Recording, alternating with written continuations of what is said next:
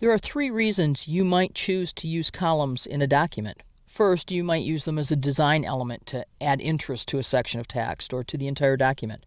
Second, you might use them simply to save space because you have some text that doesn't take up the width of the page, but it takes up a lot of page length. And then finally, you might choose to use columns because you want to have some material presented as a block rather than as a long list for comprehension and also to ensure it all fits on one page together.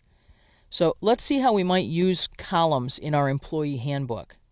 So first, to think about using columns as a design element, let's just take a look at this section of text on this page to get a feel for this.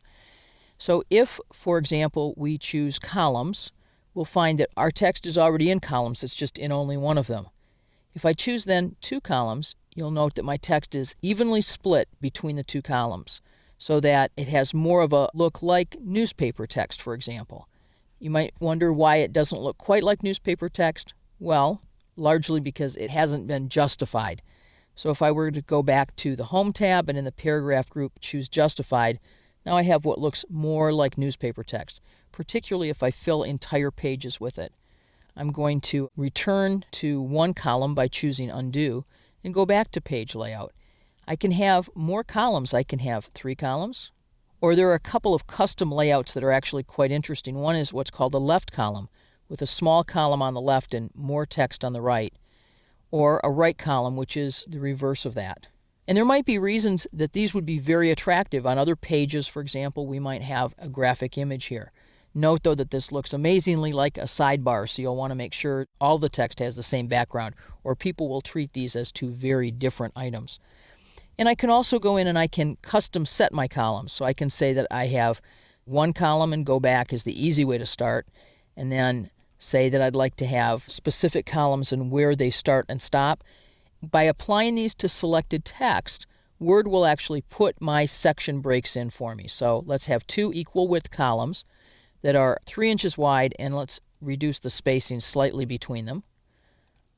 And here are our 2 columns. Now, if I go to the Home tab and we hide the paragraph and the non-printing characters in our document, we'll actually see one section break, note this double dotted line, and then a second section break, setting off this section, which is formatted in a different fashion than the sections that precede and follow it. The second reason that I might want to use columns is that I have data that would take up a lot of space if I weren't to put it in columns. Let's take a look at Part 315, Safety, that immediately follows this. And I just have this list of 5 items, but I could present this list in 2 columns and pick up a little space, and also it even looks better in many ways. So let's select our text, go back to page layout and say, show me this in 2 columns.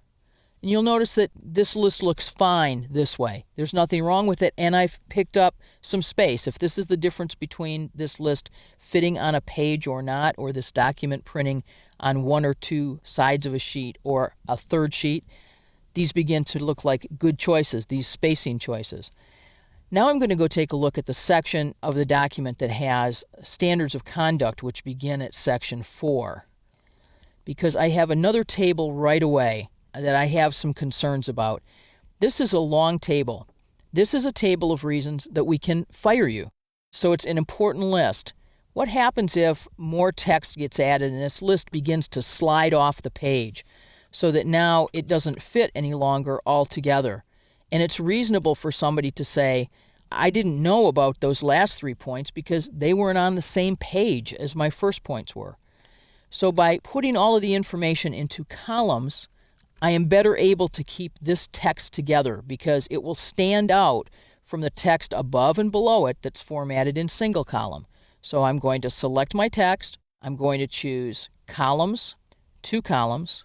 And notice that even though the text takes up a little more space because there's this white space here, it's true that it clearly stands out as a list that's different from the left to right flow of single column that precedes and follows it.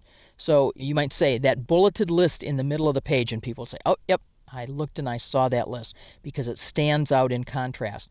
Even after I've made this choice, remember that I can go back into more columns and I can say, I don't need that much white space, or make some other adjustments about how these columns actually appear in my final document. If you've worked with older versions of Word or with other word processing programs, you might have been avoiding columns because they were so hard to work with. However, in Word 2010, it is wicked easy to create columns in your documents, whether you want 1 column, 2 column, 3 column, or to remove columns. Very easy feature to use. Don't overlook it.